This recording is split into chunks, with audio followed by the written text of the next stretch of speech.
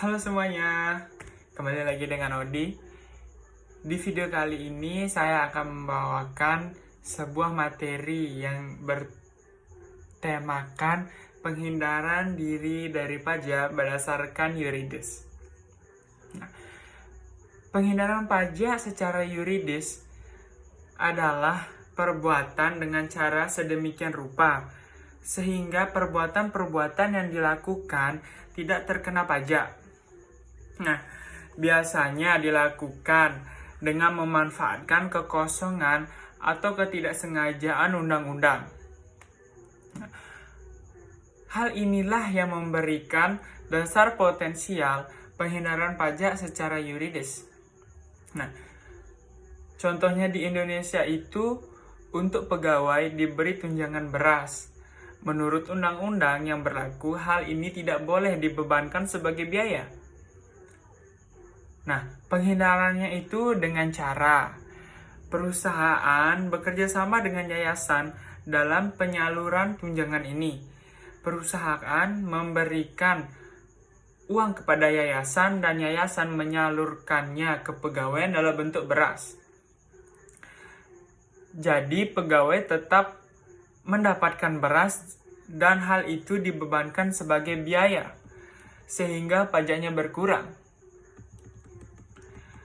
Nah, dari contoh di atas kita dapat mengetahui celah undang-undang merupakan dasar potensial penghindaran pajak secara yuridis dan dianggap tidak melanggar peraturan perpajakan dan suatu tindakan yang legal karena perusahaan hanya memanfaatkan kelemahan dalam undang-undang perpajakan. Nah, celah dalam undang-undang biasanya timbul akibat beberapa hal. Yang pertama itu kesengajaan pembuatan undang-undang. Hal ini terjadi karena latar belakang pembuatan undang-undangan tersebut adalah pemerintah dan parlemen, di mana parlemen mewakili berbagai kepentingan yang berbeda dan saling bertolak belakang antara satu dan yang lainnya. Dua kepentingan yang paling dominan di parlemen adalah anggota parlemen yang mewakili kelompok buruh dan pemilik modal. Nah, apabila diajukan undang-undang yang menyinggung kedua pihak tersebut, diusahakan harus dicarikan jalan kompromi terhadap substansi masalahnya. Namun ini sulit dilakukan karena menyangkut kepentingan yang berbeda, lalu dicarilah jalan kompromi terhadap perumusan yang bisa diterima oleh semua pihak.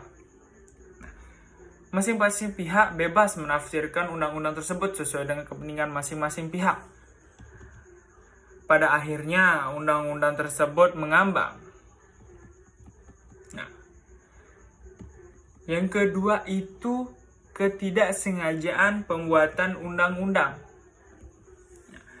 Contohnya itu terdapat pada tahun 1800-an di Amerika Serikat, undang-undang tentang antitrust atau undang-undang anti monopoli yang ditujukan untuk pemilik modal yang berbunyi apabila ada yang menghambat atau menghalangi perdagangan antara negara bagian bisa dijatuhi hukuman berdasarkan undang-undang ini.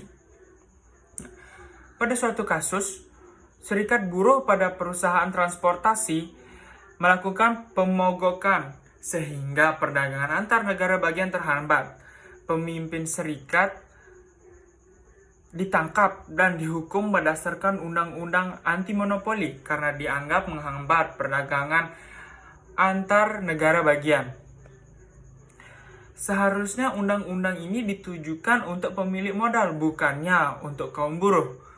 Karena itu pada pemilu berikutnya, kaum buruh memilih wakil-wakil mereka yang memang dalam hidupnya membela kepentingan kaum buruh.